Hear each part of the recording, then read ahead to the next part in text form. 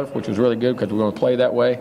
Thought the guys practiced with a lot of energy, really executed well. I thought it was one of our better practices we've had all camp. Kind of got in the mode, and I thought our scout team guys did a tremendous job. That's one of the best days I've ever had in 30 years of getting a scout team the first day and getting them organized and structured, and what they did over there to give us a look and allowed us to practice well. And then we had good on good, and it was good energy in the team, good execution on both sides of the ball. I thought we kicked the ball well. I thought it was a very good practice. So hopefully we'll continue to practice well and prepare well, but liked our day.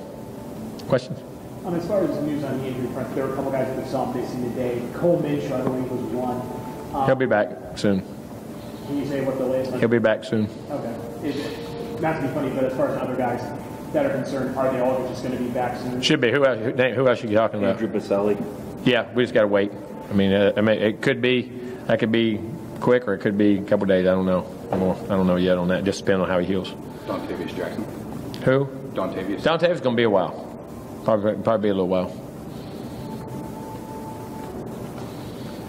But they should, expect them all back. No surgeries or anything like that. And of course, same applies to Matthew Thomas. So he's back. Should be very, very, very soon.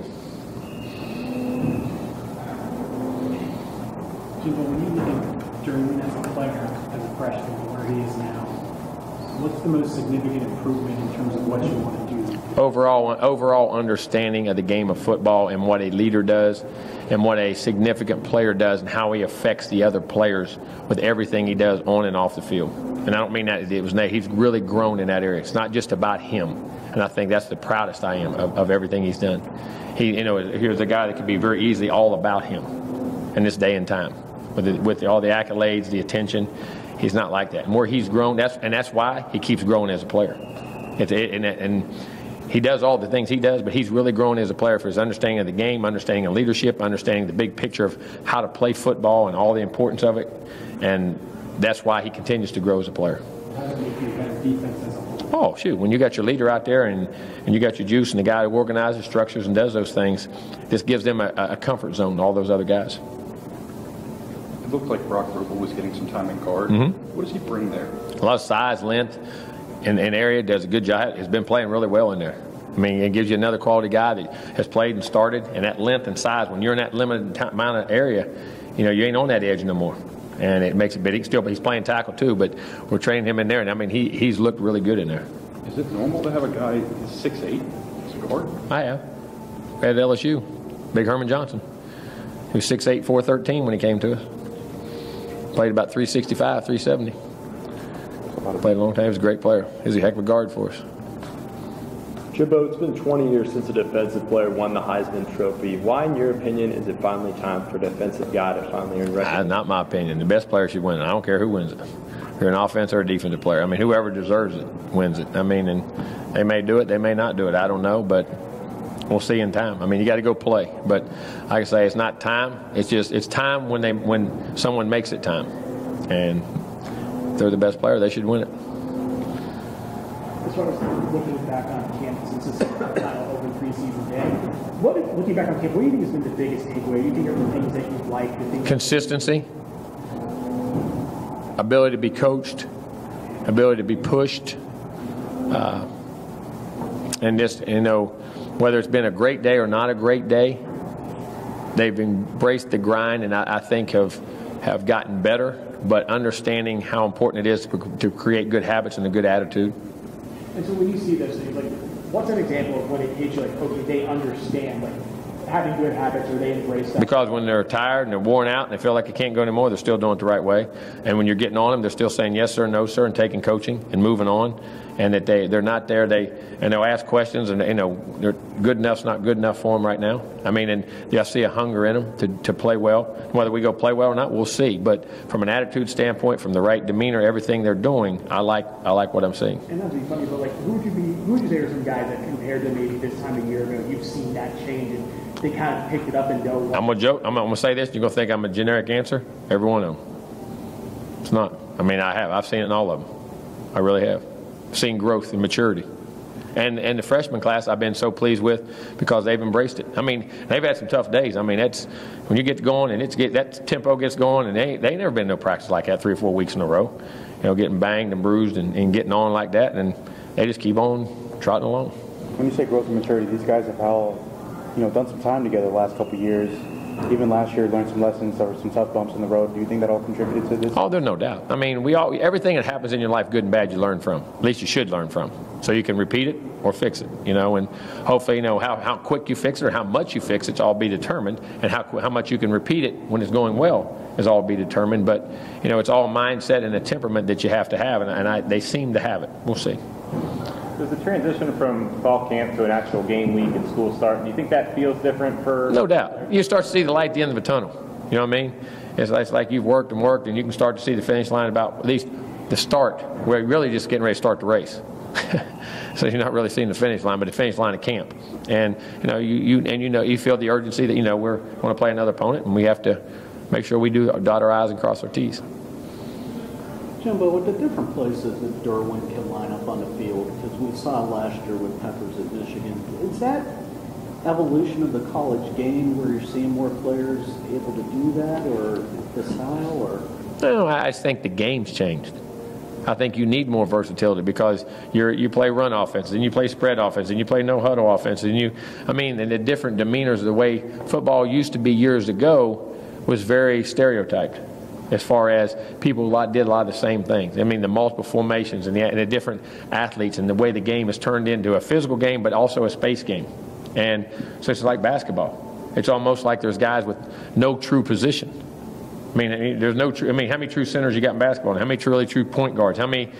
Football is becoming. You have your positions, but they got to be multiple to be able to move around and play in those because the way the game has gotten into space.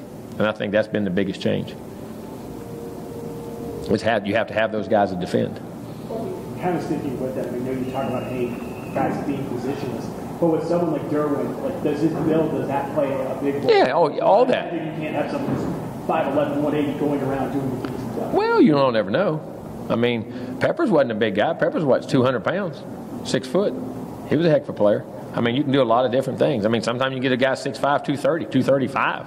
They can play, can rush, can drop, play linebacker, can go out and play in the slot, play guys in the slot and do things. I mean, it's just, your body types, length, size, but size and length does make a difference. Well, I mean, you think you're seeing more of that in high school? Because even coming out of recruiting, it seems like kids are listed as athletes where 1 minute they're defensive back, the next they're linebacker, whatever. I mean, do you think we're starting to see kind of be the genesis there? Well, I think you can use guys so different. So you try to get them the ball so many different ways. Or the other team's best player plays out here. So I'm going to put my best athlete on him now. And then it's not wad ball where back in the day you had, tight end, 2 backs, and 2 receivers is all you ever had. So it was harder to do that because of the way things were conventioned out. Now that the game is spread and done so many things, it's forced you to do that.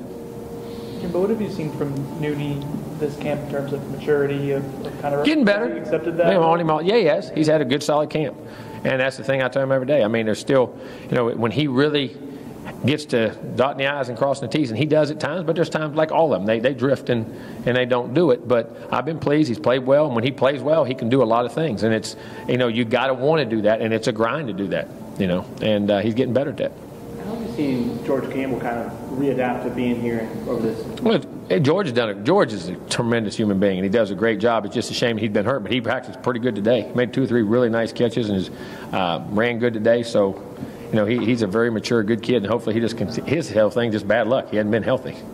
With the lower number of receivers this year, is it a case to where maybe they get more reps with DeAndre, so they get a little more comfortable? They do some, but we really don't have a lower number.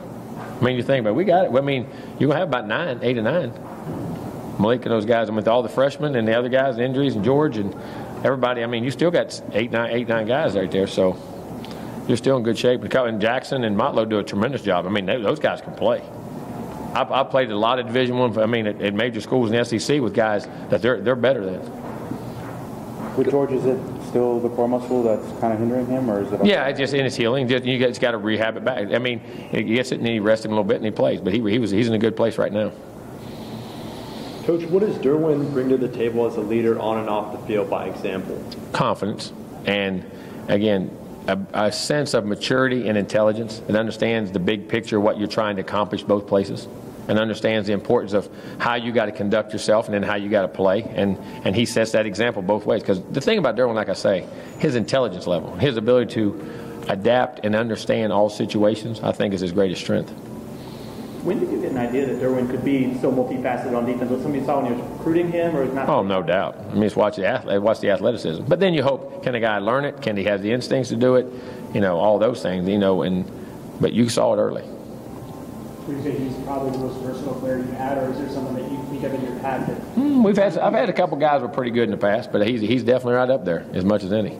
I mean, you go back and you talk about Jalen Ramsey. I mean, that guy on special teams and what he did and play corners. I think he started at 3 different spots for us too, and rushed and and did some things in there too. I mean, we've had quite a few, but Derwin's as fine as any of them. That's for sure. And so we have guys like that. I mean, how much of a conversation is it to convince them to want to do it, or do they just want to do it? Most of them that are competitive like that really want to do it. They love doing it. Now, once they get doing it and realize how much they have to learn, then they say, well, Coach, maybe I don't want to do that, or how much extra work it is.